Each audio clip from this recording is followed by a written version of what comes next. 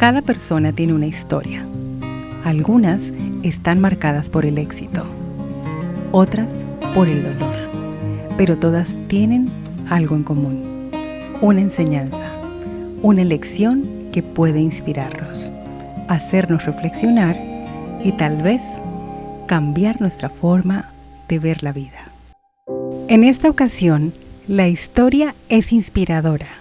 Llegamos a este maravilloso invitado motivados por un joven que lidera el reconocimiento de su loable labor, de la cual se gesta también testimoniar y a quien más adelante prometemos presentar, pues es un vívido modelo de sus luchas. El padre Benjamín Pelayo, a quien escucharemos atentamente hoy, tiene un gran legado, muchas aventuras, desafíos e incluso rebeldías por batallar causas justas en favor de los más necesitados. Nace en un municipio destinado a marcar la vida de muchos a través de su fe y su compromiso con la gente. Criado en una familia numerosa, siendo uno de los 8 hijos varones. Desde temprana edad mostró una determinación inusual para marcar su destino. Su infancia tomó un giro inesperado cuando por circunstancias de la vida se trasladó a vivir a una casa en la que solo habitaban mujeres.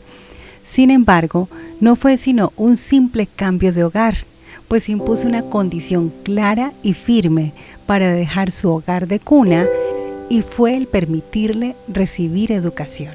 Bueno, la historia es, en mi familia fuimos 8 hombres y alguna vez había una familia de gente pudiente allá de Zapatoca que eran solo señoritas y y necesitaban un muchacho que les hiciera los mandados en su casa en el pueblo.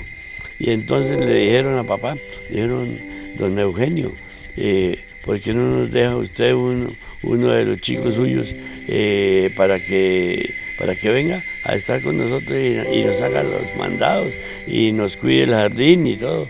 Porque es que nosotros solo viejas. Papá llegó a la casa y nos dijo, ¿no? Dijo, me están haciendo esa propuesta. ¿Quién de ustedes? Yo de una vez, yo papá, yo. Entonces me ofrecí. Entonces dijo, pues, pero con una condición. Dijo, ¿cuál? Dijo, que me dejen estudiar. Si me dejan estudiar, sí, si no, no. Entonces en los siguientes 8 días que volvió al pueblo, habló con él, dijeron que sí, claro, que me dejaban estudiar, porque una de ellas era la directora de la escuela urbana de varones, cuando eso había escuela de varones y escuela de niñas en el pueblo.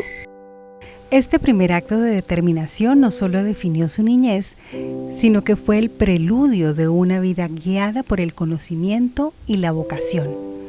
En un entorno donde las oportunidades podían ser limitadas, su empeño por aprender lo llevó al encuentro del camino espiritual.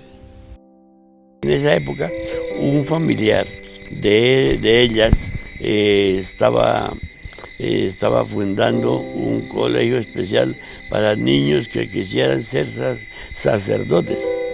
Entonces,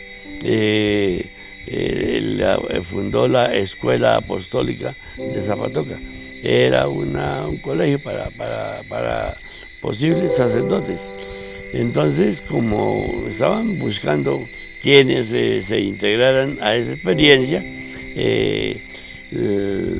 las señoritas que le dijeron al primo hermano, le dijeron que ese chico que don Eugenio había traído para ahí, que ellos le veían como buena intención de que servía, porque era interesado en el estudio y que ellas lo apoyaban. Su historia es un testimonio de cuán bienvenidas son las oportunidades. Es así como relata que otro de sus hermanos también fue acogido en un hogar del pueblo que le dio educación.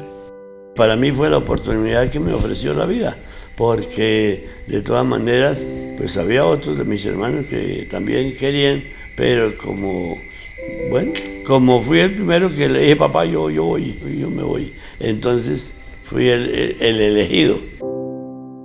Pero sirvió para que otro de mis hermanos, el anterior a mí, otra familia también del pueblo que tenía las mismas circunstancias y necesitaban un muchacho que viviera ahí con ellos y le hiciera los mandados. Entonces fuimos todos los mandaderos que nos fuimos para el pueblo. Y él también estudió en Zapatoca, en el pueblo.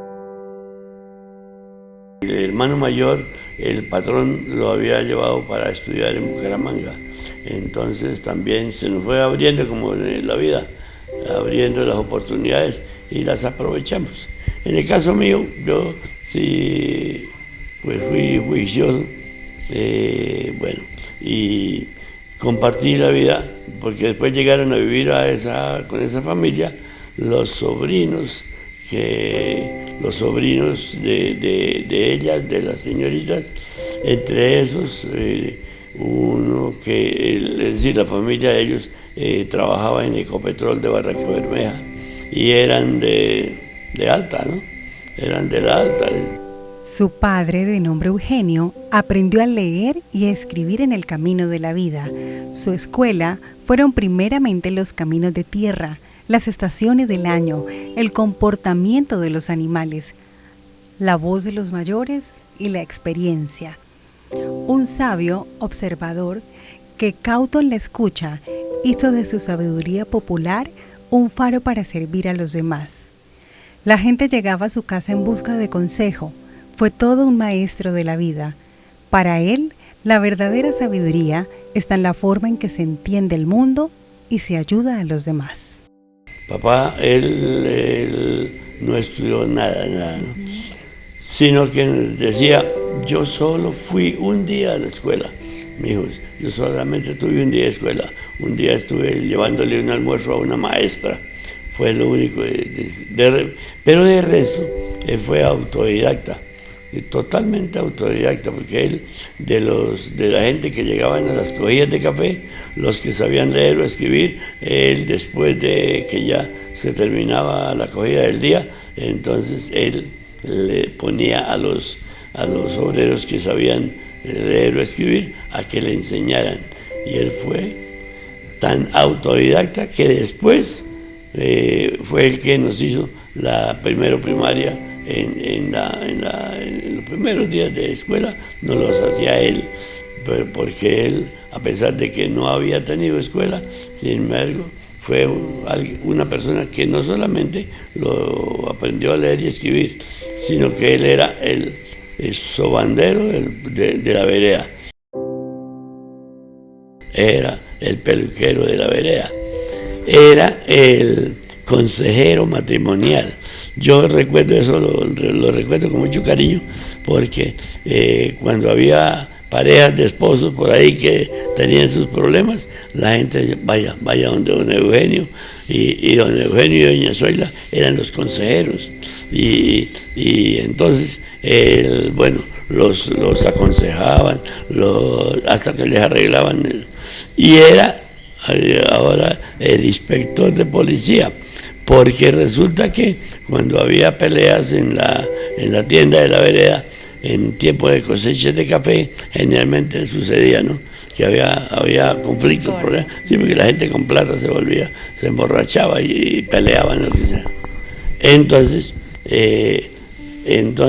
sucedió que a él era al que llevaban para que arreglara los problemas, y él era el que presentaba los del conflicto en la alcaldía del pueblo. Entonces, y cuando él era el que los presentaba, como que las autoridades los trataban con más consideración.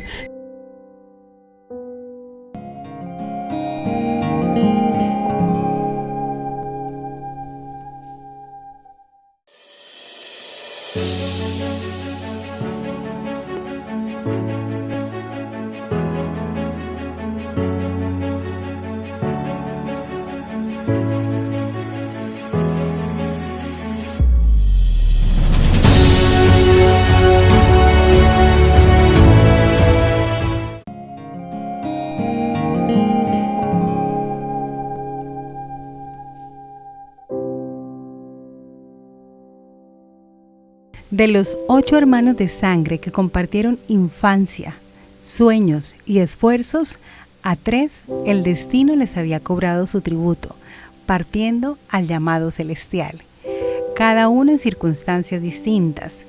Uno, víctima de un arma de fuego. Otro encontró su destino final cuando el carro en el que se movilizaba se precipitó al río, y el tercero de ellos se despidió de este mundo por causas naturales. El mayor, con 90 años, sigue aferrado a la tierra que lo vio crecer, dedicando aún sus días al campo. El primero que murió, comencemos, fue el menor de todos.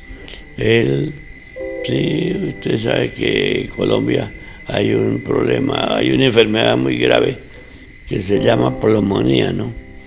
Entonces, él tenía una tienda en la vereda y un día amaneció con un tiro en la cabeza. Entonces, bueno, ¿qué pasó? Bueno, luego, el siguiente que murió, venía de hacer mercado en el pueblo de San Vicente de Chucurí. El mercado se hacía en San Vicente de Chucurí.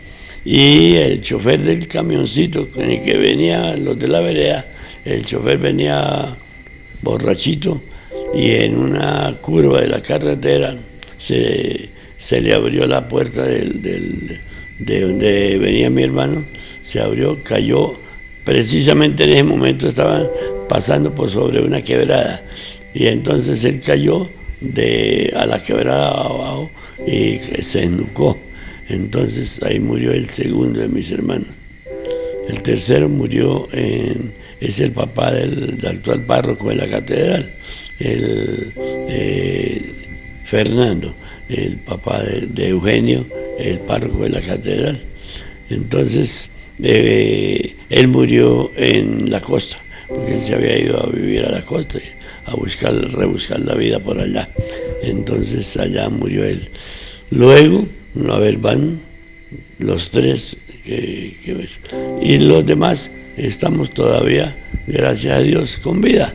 El mayor de todos ya va a cumplir los 90 años y está trabajando en su finca. Su origen era campesino. Su padre trabajó toda la vida en el campo. Nunca tuvo tierra propia. Durante años trabajó bajo la lluvia y el inclemente sol para su patrón. Nosotros, como campesinos, trabajadores del campo, nos dedicamos a eso, y gracias a Dios, pues, aunque no fuimos propietarios de tierra, sino hasta la edad en que, a ver, una historia que tenemos ahí, ¿no? Cuando el INCORA existía, que era la distribución de tierras para los campesinos, entonces nosotros le habíamos trabajado toda la vida al patrón, ¿no? Al dueño de la hacienda Piamonte La Palmita, en Zapatoca, Santander. Era de una familia adinerada de Bucaramanga, y bien, con ellos habíamos trabajado toda la vida. Cuando ya yo fui sacerdote, y cuando ya comenzamos a ver que las cosas podían ser distintas y que también teníamos derecho a tener la tierrita que cultivábamos, entonces pedimos la parcelación de la finca. Lógico que los patrones no convenieron al principio. Así era la vida antes de que conocieran sus derechos. Con el apoyo del sacerdote y su conocimiento, empezaron la lucha de sus derechos. Fue así como nació la idea de considerar tener tierra, de esa misma que por años habían trabajado. Unidos, todos los trabajadores de la finca Piamonte La Palmita decidieron tomarla a mediados de los años 80. Nos organizamos, los que habíamos sido trabajadores de esa finca, que éramos bastante gente, nos organizamos y dijimos, pues entonces parcelémosla nosotros, y nos tomamos la finca y claro, y con el cura de apoyo y de iniciativa, hicimos la toma de la finca Piamonte de la Palmita. No se trataba de una lucha por tierra, sino por el derecho a sembrar un futuro propio, por la dignidad de quienes siempre habían trabajado en silencio, pero que ahora alzaban su voz y sus azadones para reclamar lo que les correspondía. Eso lo hicimos en 1984 y cuando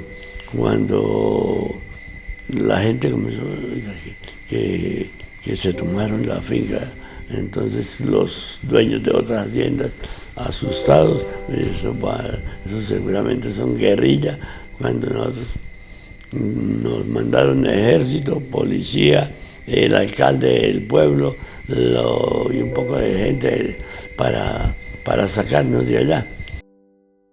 Resulta que cuando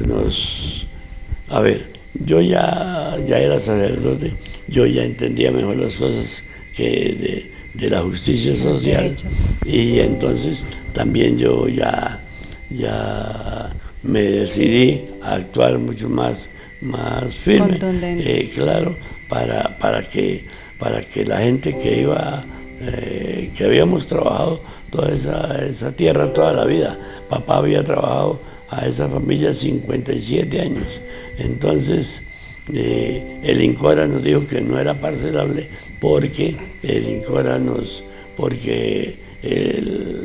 ¿La topografía de pronto? No, porque los dueños de la hacienda convencieron a INCORA de que dijera que no era parcelable, y resulta que éramos más de 20, entonces era parcelable, porque ahí mucha gente habíamos vivido. Su padre, un hombre de espíritu tranquilo y firmes convicciones, siempre les enseñó que la violencia no es el camino. Con su ejemplo les dejó un legado de paciencia y trabajo, recordándoles que las verdaderas batallas se ganan con sabiduría y perseverancia, no con armas ni con pleitos. Yo soy un convencido de que la violencia no soluciona nada, porque nosotros hemos sido víctimas de la violencia desde que yo era un niño, cuando en una noche de Año Nuevo, allá a la familia, nos mataron 5 de la familia por ser de un partido. Bueno, entonces eso para uno pues lo marca para el resto de vida. Ese compromiso que papá hizo de toda la familia, bendito mi Dios, nosotros procuramos siempre, incluso a solo uno llevaron al cuartel, y él decía que él allá cuando le tocó batirse con la guerrilla en el Tolima, con un guerrillero que llamaban Sangre Negra, dijo, y a mí me tocó la caballería, entonces a mí me dejaron una yegua lo más de bonita, y esa era dijo, me la mataron en un combate, pero entonces yo me sirvió el cuerpo del animal para defenderme, lo uno para defenderme, y lo otro para yo no ir a matar a nadie, porque papá nos había dicho. Fue el único que fue al cuartel. De resto todos, la no violencia es digamos, es como la decisión que tomamos en la vida, de que la violencia no soluciona nada. Su enseñanza hizo un camino para buscar la justicia por las buenas, sin atropellar ni pasar por encima de nadie, porque la violencia solo deja más heridas. Es así como, sin renunciar a sus luchas, buscaron construir un futuro, con las manos que siempre labraron la tierra, firmes, constantes y de voz altiva para una vida más digna, con la sapiencia de la no violencia. En el caso de Zapatoca, cuando nos llegó el ejército, nosotros ya habíamos hecho escuela de no violencia. ¿En qué consistía? La violencia ataca el físico, ¿no? Una puñalada, un disparo, un puño, eso es violencia. La no violencia ataca la conciencia, no ataca, sino va a la conciencia de la persona. Entonces, habíamos ya hecho escuela de no violencia. Si a nosotros nos vienen a sacar aquí con armas y eso, nosotros les ofrecemos es de comer y de tomar y de, bueno, y las armas nuestras son el asadón, la pica, la pala, ¿no? Entonces sucedió eso. Los dueños de la tierra, de la hacienda, nos demandaron, entonces llegó de San Vicente, enviaron un batallón, pues un grupo de militares. De Zapatoca la policía, el alcalde era dueño de otra hacienda al frente, una hacienda mucho más grande que la que nosotros habíamos tomado. Cuando nos encañonaron, nos cogieron de sorpresa y nos encañonaron, ¿no? Bueno, manos a lo alto, nosotros estábamos alistándonos para irnos a la jornada de trabajo. Estábamos construyendo los ranchos, estábamos haciendo lo de la toma. Y entonces nos gritaron, entreguen las armas, ¿no? Entonces todos me miraron a mí porque, claro, yo ahí figuraba pues como el líder, el jefe. Entonces me miraron todos a mí y yo pues entreguémoslas. Y fuimos y trajimos los asadones, las picas, las palas, los machetes, todo. Hicimos un montón de herramientas. Les dije, esas son nuestras armas. De golpes uno de ellos me dijo, padre, me nombró, ¿no? Padre. Entonces el que venía comandando a los militares me llamó aparte, me dijo, ¿a usted por qué le dicen padre? Le dije, porque yo soy sacerdote. Y mire, allá en esa lomita quedaba el rancho donde yo nací. Allá nacimos todos mis hermanos, en la lomita de Pensilvania, llamábamos allá. Su lucha apenas comenzaba. ¿Cuál era su norte? Esa era su pregunta. Dije, ¿para dónde? Entonces, señor alcalde, ¿por qué no nos deja cruzar la quebrada? Porque al cruzar la quebrada quedábamos en la hacienda de él. En las tierras de él. Ajá. Que eran, en Zapatoca son famosas, las haciendas que pertenecieron a un alemán que se llamaba Georg von Lengerke. Ah, por supuesto. Y entonces esa hacienda fue de Lengerke. Y entonces dijo, y mejor porque no la llevamos para la finca de su papá. Le dije, porque es que la de mi papá no son sino 2 hectáreas, no 5 hectáreas. Y ya el viejo y mi mamá son los que la cultivan. Allá no cabemos. En cambio las suyas sí son, ¿cuántas? 1000 hectáreas. 1000 hectáreas de esas, 600 de montaña virgen y 400 de cultivables, ¿no? Como todo un líder, volcó sus esfuerzos y sus estrategias al grupo que le acompañaba. Renuentes a defender las causas justas, así fue como su lucha continuó tomándose la carretera. Por el camino, ¿no? Yo les pasé el ondazo, ¿no? La carretera. Cuando llegamos allá, listo, nos botamos a la carretera, nos tomamos la carretera y ellos quedaron, los carros de ellos quedaron al lado contrario de donde, porque de ahí, de ese puesto a Zapatoca, en carro son 20 minutos. En cambio, por San Vicente de Chucurí eran casi un día, ¿no? El que traiga mercado, el que traiga esto, mire a ver cuánto deja aquí para la comunidad y lo dejamos seguir. Entonces, el que entregaba... peaje. Claro, ahí tuvimos mercado para varios... Ahí tuvimos mercado para varios días. Y ahí nos estuvimos... Esa vía se tomó cinco o 6 días. 5 días en la carretera, dando paso a voluntad y por precio en comida. Vieron la necesidad de cambiar de estrategia. Fue así como por fuerza hicieron otra toma bastante osada. El ministerio, nos habíamos pedido al Ministerio de Agricultura y al Ministerio de Trabajo que nos solucionaran, porque tenían la obligación de hacerlo. Sin embargo, no nos paraban bolas. Una mañana uno dijo, oiga, nosotros aquí no nos van a parar bolas y aquí nos dejan agotar y mejor, ¿por qué no nos tomamos otra? Tomemos la alcaldía. Otro dijo, la alcaldía no dan plomo. Dijo, nos tomamos la alcaldía, allá nos dan plomo.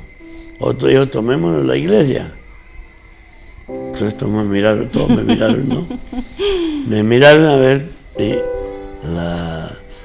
Benjamín, ¿usted qué dice? Lo que el grupo decida, para mí está bien, pero nos tomamos la iglesia. Si usted decide, pues, y nos organizamos la toma de la iglesia. Toda una aventura, muchos esfuerzos se aunaron para la toma de la iglesia, que por supuesto, como parte de ella, le era objeto de sanciones. Sin embargo, para él, el pueblo era primero. Asimismo, a él las mayorías lo aclamaban. Quitamos las compuertas del camión, todo el mundo al suelo, todo el mundo para adentro de la iglesia. Y todos. Hicimos la toma de la iglesia. 7 días estuvimos ahí. Para salir de la iglesia, condiciones. Nosotros no salimos de la iglesia mientras no haya una negociación. Entonces ahí fue donde presionamos. Y entonces ahí sí la gente se avispó a presionar. La gente del pueblo y los de las veredas nos apoyaron 100%. ¿Su merced no tuvo inconvenientes por ser sacerdote y estar liderando la toma de la iglesia? 23 familias lograron conciliar con el liderazgo del padre Benjamín, acudiendo a la caja agraria. Como campesinos, lograron negociar y pagar con su trabajo el préstamo para compra de las tierras. Cuando eso regía un convenio entre la iglesia y el Estado en que nosotros teníamos, es decir, no podían ir a sacar. Se salvaguardaba la vida de las personas ahí. Bueno, el caso es que ahí nos quedamos y condición para salir, que la finca, la finca sea para este grupo y que podamos parcelarla. Bueno, igual iban a tomar toda la finca, iban a tomar un fragmento de la finca. Toda la finca. ¿Toda la finca? Toda la finca, 454 hectáreas. ¿Y los dueños originarios de la finca qué decían? Los dueños estaban ellos divididos en dos. El viejo, el señor, el dueño. El capataz. ¿No? Sí. No, que eso, ni pensar en que ellos fueran a entregar sus fincas. Y los hijos, habían sido alumnos míos, dijeron, no, esto con mi papá no hay para qué eso. Nosotros se organizaron, ellos en un grupo, familiar, y dijo, eso es con nosotros. Entonces ahí estuvimos 5 días negociando, y ellos, sí, bien, accedieron y todo eso, y hicimos, nosotros no pagamos lo que vale, pagamos lo que somos capaces de pagar. 2 años después, compraron una hacienda muy famosa, tierras que en su pasado fueron del alemán Georg von Lengerke, 1000 hectáreas que beneficiaron en su época a 30 familias, 600 hectáreas de montaña virgen y 400 cultivables. Y a la vuelta de 2 años es que el alcalde les vende la otra. A la vuelta de 2 años me llamó el alcalde, ¿no? Benjamín, le vendo la finca del Florito. Dijo, listo, gente sin tierra es lo que hay, gente para trabajar es lo que hay. Entonces organizamos un grupo. 30, ese grupo ya fue de 30 familias. Usted sabe que nosotros no podemos pagar lo que vale, porque una hacienda de 1000 hectáreas. Nosotros pagamos lo que somos capaces de pagar.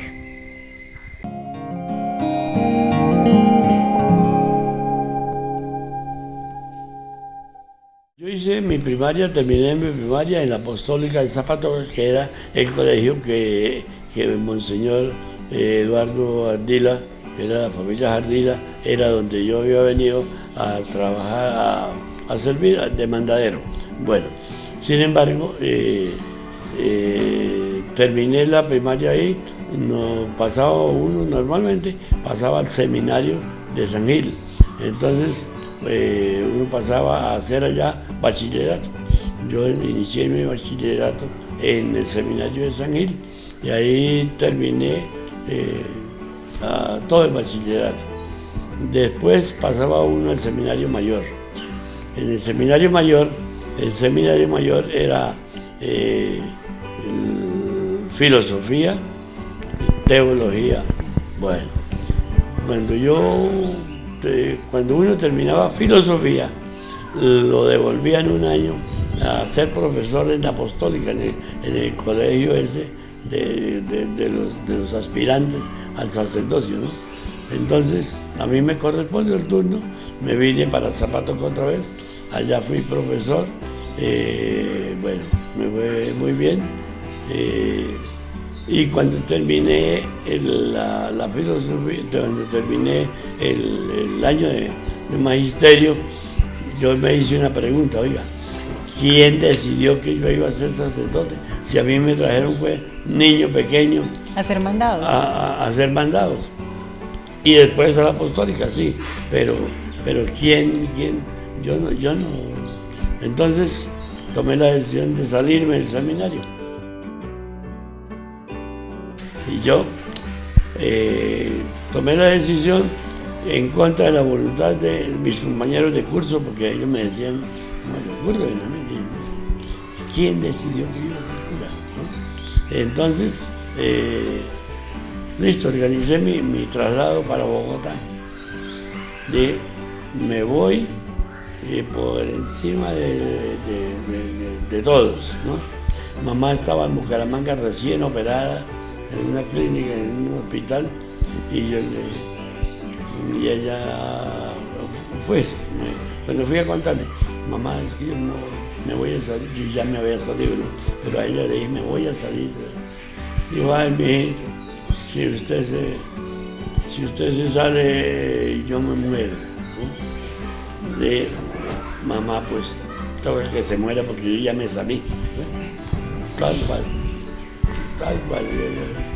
Y yo me salí y ella no se murió. A sus 22 años, se fue rumbo a Bogotá.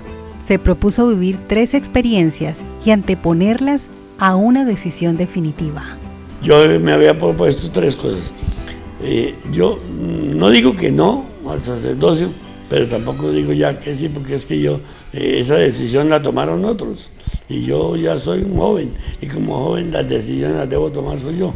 Entonces me fui, cogí un bus bolivariano, Transporte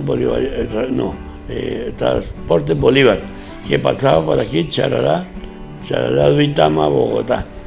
Cogí un bus, 27 pesos valía el pasaje. Y con eso me fui para Bogotá. Llevaba toda la plata que yo llevaba para el resto de vida, eran 52 pesos. Para el pasaje para acá y el mecato. Y el mecato. Y luego hice uno por Charalá. Bueno, llegar a Bogotá sin conocer, ¿no? Bueno, ¿a dónde llegaba? Sin embargo, como en ese tiempo los que estábamos en el seminario mayor teníamos sotana, ¿no? Yo eché una sotanita por ahí escondidita y en Bogotá llegué y me puse la sotana y todo, padre, ¿no? Esta historia cargada de aventuras es el preámbulo a su llamado. Es el inicio del encuentro con su verdadera vocación. El viaje a Bogotá lo confrontó con sus realidades y vivió fielmente sus 3 propósitos antes de entregarse por su propio criterio al sacerdocio.